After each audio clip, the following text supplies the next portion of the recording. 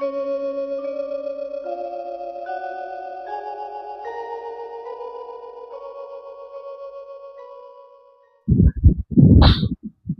สวัสดีครับผม FC มื้อนี้ก็สิมาได้ติดตามแนวทางอาจารย์ลึกลับที่เพิ่นคำนวณไว้ให้งวดที่แล้วนี่ที่ผ่านมาก็เป็นการที่ว่าเข้าก็คือบ่เข้าถือว่าบ่เข้าเพราะว่าแยกถ้าเพิ่นบอกมันแยกก็ถือว่าพลาดถือว่ามันพลาดครับอันนี้ก็ขอโทษหลายๆเนื่องจากงวดที่แล้วนี่โยนสองมาบนซะให้วิ่งบนซะนี่เพราะว่าเลขตัวนี้เคยโชว์ให้เบิ่งถ้ามาจังซี่เห็นบ่ไอ้952ที่ผมอธิบายฟัง952259น่ะเนี่ยถ้าผมมาตัดเนี่ยมันสิไปจังซี่แต่ว่ามันบ่ได้ตัดตั้งแต่95ครับก็ถือว่ามันผิดถ้าสิผู้ใดเห็นถ้าผู้ใดเข้าใจก็คำว่าบนน่ะคำว่าวิ่งบนน่ะ2น่ะติด2น่ะแต่ว่ามันไปออกล่าง2ออก26ครับตั้งแต่คำว่าบนนั่นโอเคกับเลข9กับเลข5นั่นถ้าตัดเอาก็โอเคถือว่าถูกต้องเพราะว่าเนื่องจากเพิ่นคำนวณเลขแล้วมันสิมาจังซั่นบัดนี้มันก็เลยไปชนอันนี้หลายอย่างหลายแนวที่เพิ่นบอกคำนวณออกมาว่าสุดล่างนั่นรอก่อนน่ะรอชุดล่างน่ะนี่ล่ะเพิ่นชุดออกมาชุดแรกๆบัดนี้มาว่างออกมาเที่ยหลังเลยผิดแปลกแนวตัวนี้ไปเลยก็ถือว่าขอโทษหลายๆครับผมถ้าผู้ใดเห็นตัวนี้แล้วฟังผมอธิบายตัวนี้น่าจะเข้าใจ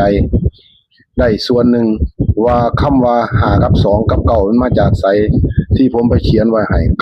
952 925นะก็มาจากชุดนี้แหละครับก็เลยกลายเป็นว่ามันสลับบนสลับล่างกันไปเบิดแต่ว่าตัวเลขถึงว่าสิเข้าแต่ก็บ่มีผู้ใดสิได้ดอกเลขแบบนี้ก็ถือว่าผิด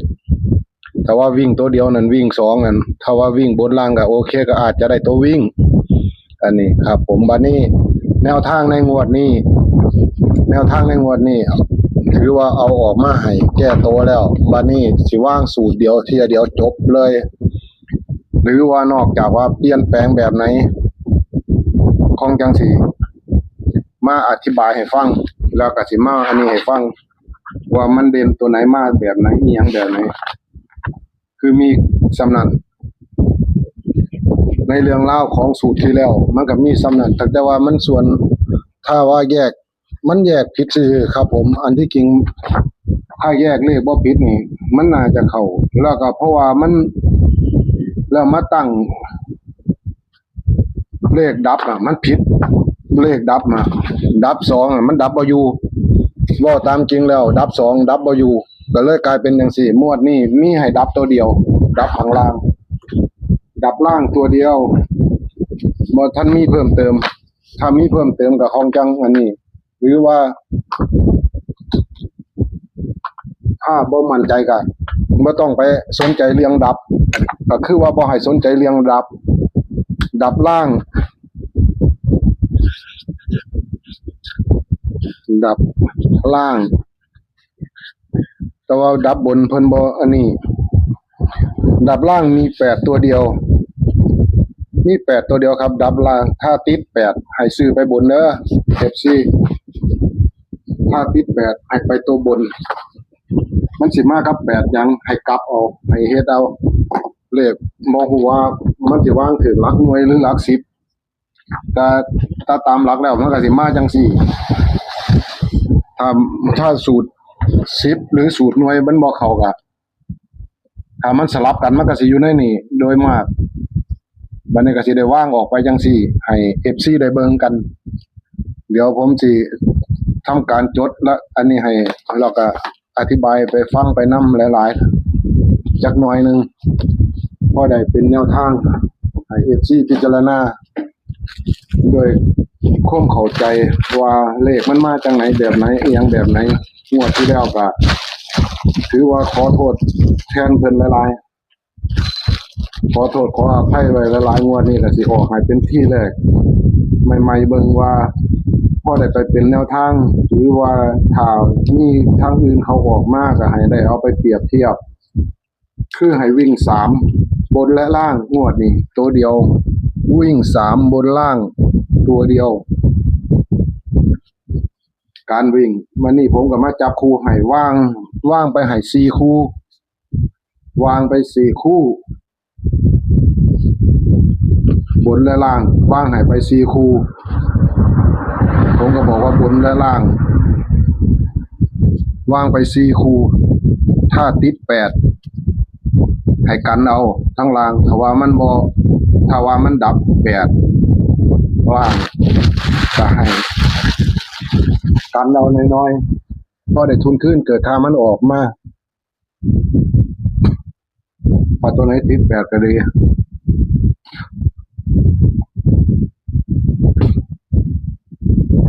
จังหวัดที่แล้วเพิ่นก็ให้ดับ8ตัวเนี่ยให้วิ่ง8ตัว8นั้นพลาดไปกับวิ่ง2แต่ว่ามาเข้าตัว2แต่ว่าตำแหน่งมันพลาดคือว่าบอกให้เขาวิ่งขาเดียวเลยบอกให้เขาวิ่งบนขาเดียวก็เลยมันมาออกล่างซ้ำซะก็บ่คิดว่ามันสิดับข้างล่างอยู่ปรากฏว่าดับล่างบ่อยู่นี่ละการดับเลขดับนี่มันมีคำว่าหลุดว่าบ่หลุดอยู่จังซี่น่ะถ้าว่าดับอยู่แม่นๆน่ะมันก็สิได้เลขตัวเดียวขาดไปเลย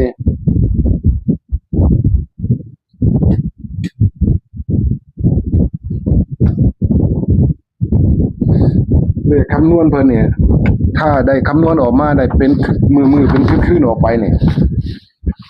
คิดว่าพลาดยากครับพลาดยากตามที่ผมอันนี้ล็อกมาติดตามมาอีหยังมาตั้งแต่ผมบ่ทันได้เอามาออกคลิปออกหยังผมก็ได้กันกรองและแบบนี้ล่ะออกมาให้ถ้าผมมีโอกาสศึกษากับเพิ่นคักๆกับผมก็สิได้ลงมือเฮ็ดเองต่อไปคือมีสูตรเดียวนี่ล่ะที่เพิ่นก็สามารถว่าให้เฮ็ดสอนพ่อเข้าใจได้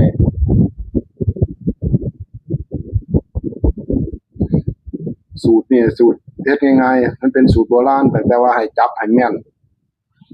ซ้ายและขวาดึงกันให้จบถ้ามีตัวดับเอามาตัดเพิ่นก็บอกตัดเอาเลือดเอาเสียดายงวดที่แล้วครับแต่ว่าของเพิ่นก็เข้ามาผ่านมาตั้ง2รอบ3รอบแล้วเพิ่นผ่านมาตลอดมันในงวดที่แล้วนี่บ่ผ่านก็โอเคก็บ่ใช่ปัญหาก็ถือว่าธรรมดามีหลุดมีเข้ามีออกเลขคำนวณแต่ก็ถ้าผิดหลายมันก็น่าเกลียดอันนี้ถือว่าผิดตัวหนึงเข้าตัวหนึงอยู่ถ้าผู้ใดชอบเลขวิ่งตัวเดียวครับผมขาดโทรมาติดต่อมาบรรดาที่เซียนเลขวิ่งติดต่อมาได้เลยครับมาหาผมนี่ล่ะนี่เบอร์โทรเดี๋ยวผมจะเขียนเบอร์โทรให้093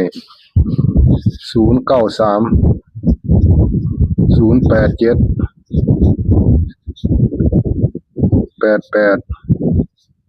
8879นี่ครับเบอร์โทรผมอาจารย์ออดพาเฮงทางช่องเลยครับหรือขึ้นตามโลโก้ข้างแรกผมก็พยายาม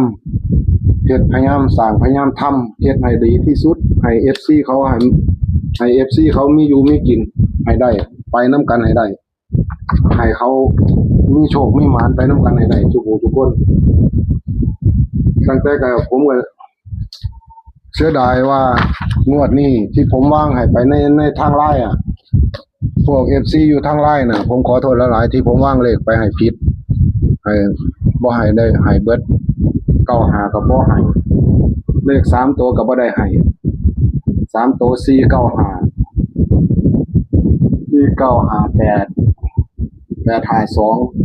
952 กหมู่นี้เลขมีอยู่4ชุดแต่ว่ามันบ่แม่นเลขคำนวณมันเป็นเลขทางผมไปสัญจรออกไปหา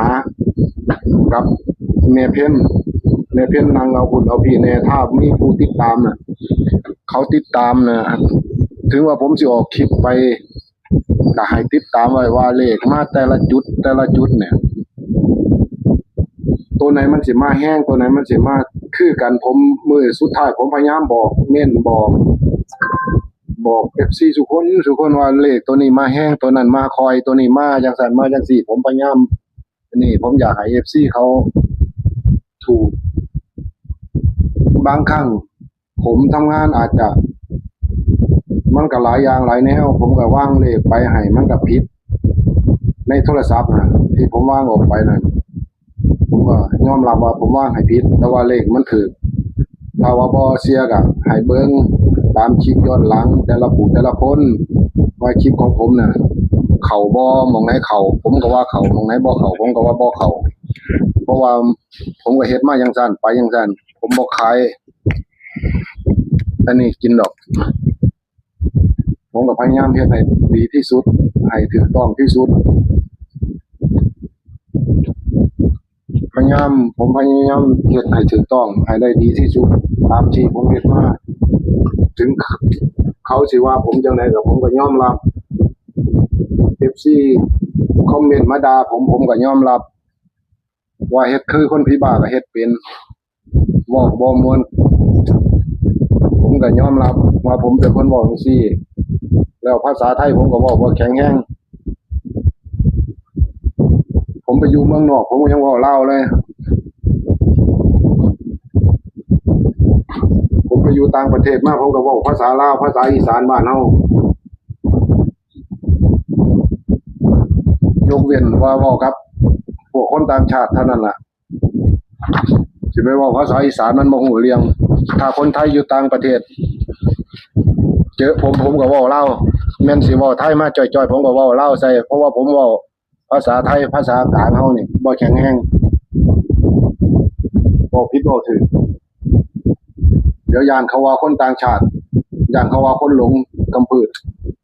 ภาษาอีสานผมยืนต้นไว้ตั้งแต่หน้าที่แรกจนถึงหน้าที่สุดท้าย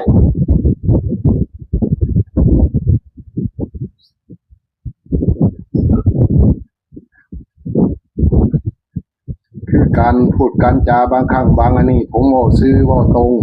คนอาจสิบ่เชื่อถือคนเว้าตรงไปตรงมาคนก็บ่เชื่อถือก็หาว่าเฮานี่คุยว่าโม้แม้ตั้งแต่ผีมันก็บ่เชื่อผีเนี่ยมันก็มักคนตัวคือกันไปขอนำผีนี่ถ้าตัวว่าสิเอาอันนั้นอันนี้ไปให้มันก็ให้เลขแม่นคือกันบัดให้มันไปแล้วบัดเขาให้แล้วถูกแล้วบัดนี้ไอ้คนเสียตัวเตลิดผีมันก็บ่ให้อีกต่อไปอันนี้คือคำจริงผีก็บ่ให้อีกต่อไปเอาเที่ยวหลังกับผีตัวขึ้นบัดนี้เบิดให้เบิดหน้าเบิดทรัพย์สินเงินทองเพิ่นว่าเพิ่นถูกงวดนึงมาแล้วเพิ่นก็สิเก่งว่าเขาต้องให้อีกผลสุดท้ายเจ้าของให้กับผีบัดนี้ผีบ่ได้ให้คืนครับนั่นล่ะคือคำโกหกและหลอกลวงได้อยู่ได้เที่ยเดียวเท่านั้นล่ะ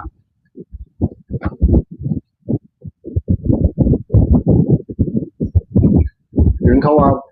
อหยังล่ะภาษาบ้านเขาว่า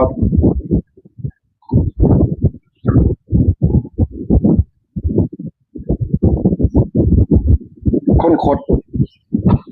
ซื้อคดน่ะเขาเอิ้นผมก็บ่เข้าใจในคำหมายดอกซื้อกินบ่หมดคดกินบ่นานจังเขาเว้าภาษาบ้านเฮาซื้อกินบ่คดกินบ่นาน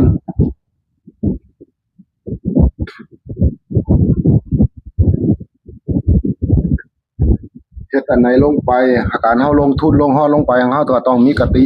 เอาบัดนี้ผมก็เขียนแล้วผมก็สิคอยอธิบายให้เบิ่งแล้วบัดนี้ FC สู่ผู้ทุกคนนี่ครับวันที่16เดือน7นี่สูตรของเพิ่นเด่น3บนและล่างงวดนี้เพิ่นสิบ่ทันแยกให้เด้อถ้าส่วนแยกส่วนเน้นส่วนไหนก็ให้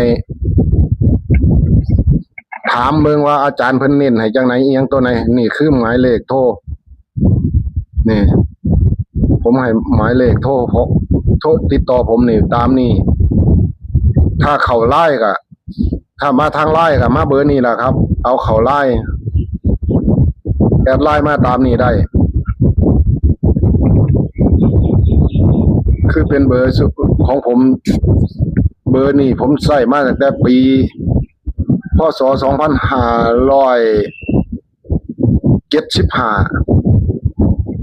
ผมมาถึงจักเทียมาเป็น10 กว่าปีแล้ว11 ปีแล้วผมมาถึงเบอร์นี้ผมยืนยัดมาโดยตัวนี้เบอร์นี้ตั้งแต่สมัยผมไปบวชถ้ำครั้งแรกเป็นอาจารย์ถ้ำครั้งแรกถ้าสิทิ้งลงไปถ้าสิปล่อยทิ้งไปว่าบ่ดีบ่งามก็ผมย่าน FC หรือว่าลูกศิษย์ลูกหาคนที่ผมรักษาให้เขาติดต่อเขาก็ติดต่อบ่ได้เขาก็ต้องติดต่อมาเบอร์นี้ตลอดอยู่ใกล้อยู่ไกลบ่ว่าเหนือบ่ว่าตะใต้บ่ว่าตะอีสานใต้อีสานเหนือหรือต่างประเทศเขาก็โทรหาผมเบอร์นี้ทั้งเบอร์ไลน์เบอร์โทรเขาก็ติดต่อมาตลอดหาผมผู้เพิ่นรักษาก็ดีของเนี่ยทุกสิ่งทุกอย่างบัดนี้หันมาใส่เลขนี่เพิ่นจับให้จังซี่ให้4ตัววางให้ไป4ตัวให้ไป4คู่ซ้ำนี้ถ้าผู้ไหนว่ามีสูตรเด่นอันนี้จำฟังเด้อผมอธิบายว่าถ้าเขามีสูตรเด่นถ้าเขาเด่นตัวไหนมาเขาเด่นบนหรือว่าเด่นล่างเด่นมากใช่เอามาใส่ตัว3เฮาเด้อผมสิบอกว่าถ้าเขาเด่นอีหยังมากอ่ะอย่าทิ้ง3เฮาคือถ้าผู้ไหนอันนี้ก็มักรูดก็รูด3เอาให้กันบนกันล่างไปเลยรูด3ได้ถ้าสิรูดถ้าสิวิ่งก็วิ่ง3ตัวเดียวบนและล่างไว้เลยครับเลขวิ่งโดยมากสิบ่พลาดครับถึงว่าพลาดก็สิพลาดว่าบนและล่างเท่านั้นเองงวดที่แล้วเพิ่นก็ให้วิ่ง2กับวิ่ง8แต่ว่าวางตำแหน่งผิด8ให้วิ่งเพิ่นให้วิ่งบนล่างให้วิ่ง2เท่านั้นไปล่างให้วิ่งวิ่งล่างวิ่งหยังวิ่ง8บนวิ่ง2บัดนี้มันเลยผิด8ไปบัดนี้มาเข้าตำแหน่ง2นั่นก็พันมาออกข้างล่างมันบ่ออกข้างบนก็ถือว่าพลาดตำแหน่งถือว่าเข้าแต่ว่าห่างพลาดตำแหน่งโดยปริยายถือว่าพลาดอันนี้ก็ขอโทษหลายๆที่วางผิดต่อไปก็สิบ่ได้วางผิดต่อไปก็สิได้วางให้คือเฮาบ่ต้องมักโลภวางตัวไหนก็วางเลยผิดก็ผิดเลยถูกก็ถูกเลยเลขมี4คู่เท่านี้ก็ถือว่าบ่เสียหาย4คู่นี่ก็อย่าเผลอเด้อ FC ให้กลับเอากลับตัวด้วยกลับตัวด้วยกลับตัวเดี๋ยวผมจะเขียนไว้ให้ย่านลืมเดี๋ยวบัตรเลขออกแล้วของสิเขียนท่านจะว่าเดี๋ยวกลับตัวด้วยกลับ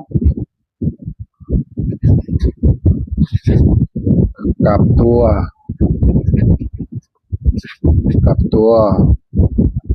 กลับตัวด้วยครับกลับตัวด้วยครับเนี่ยเขียนอธิบายบอกไว้เลยกลับตัวด้วยครับเนี่ยกลับตัวด้วยครับน่าจะพอเข้าใจเนาะเลขก็มีซ้ำนี้ที่ผมอธิบายให้ฟังก็น่าจะเข้าใจแล้วว่ามันเป็นมาจากไหนบัดนี้ก็ขอโทษขออภัยกันหลายๆนะท้ายสุดนี้ก็ผมก็ขอให้ FC จงมีโชคมีชัยสุขสุขคนอยู่ดีมีแห่งความเจ็บจะได้ความไข้ใจมีสิ้นเดือนนี้ก็เข้าพรรษาแล้วเดือนนี้พยายามเขาก็เฮ็ดบุญอันนั้นแน่บุญอันนี้แน่ให้มีเงินเฮ็ดบุญเฮ็ดทานสุขสุขคนอย่าลืมกดติดตามกดไลค์กดแชร์ไว้เป็นกำลังใจให้ผู้ดำเนินงานทางช่องของเฮา มีกำลังใจได้ออกหาให้